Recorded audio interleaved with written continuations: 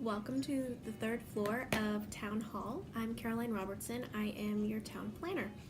And here we have been working on a really exciting project called the Smart City Challenge that has the potential to have a huge impact on our community.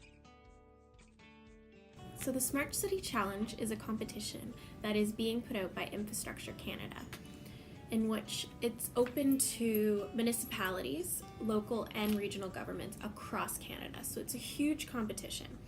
And the idea is that Infrastructure Canada wants to empower communities to address local issues that are faced by residents within our community using something they're calling the Smart City approach. Finalists within this competition will receive support to develop their Smart City ideas further, and then winning communities will be awarded prize money to help implement these problems, and it is a large amount of prize money. Very exciting to a little community like Yarmouth. So it's really important that we get involved and be part of this process.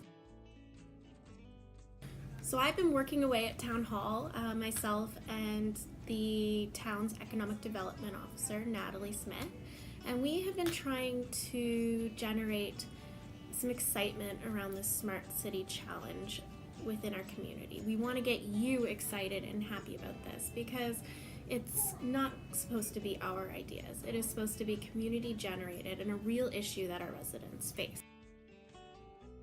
So what you need to know about the Smart City Challenge is that the ideas are really important. They're the fun part, generating ideas of things that would be really cool in our community. But before we can have a really good application that can be considered, we have to have a problem statement that is supported by data in the community. So from the public participation that we've done to date, we've found 6 problem statements for our community. The first problem statement is that the town of Yarmouth is planned for cars, which makes it very difficult for our residents who do not drive, for whatever reason, to access important services or amenities, such as getting to the doctor, going to the grocery store, or even just getting to their job every day. The second problem statement we received was that people who live in the town are suffering from poor health. People mentioned issues like depression, diabetes, heart disease, anxiety, and obesity. And this can be linked to a number of issues with today's lifestyle.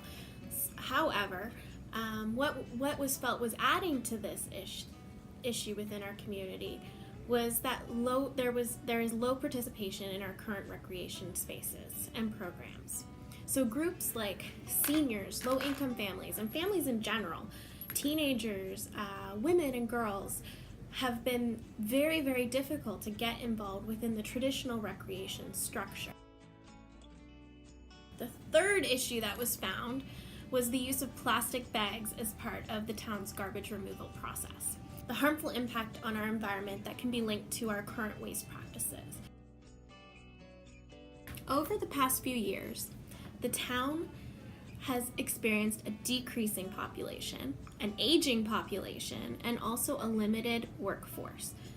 We've struggled to bring new talent to our area, and our community has had very little exposure to people, food, and experiences of other cultures.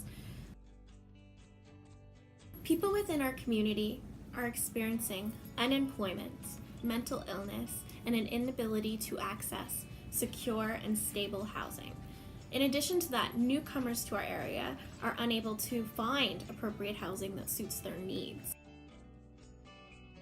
The sixth and final issue that was identified by our community was that we have a thriving tourism industry in the summer months, but it only lasts for 3 or 4 months, and it's slowly getting better and better.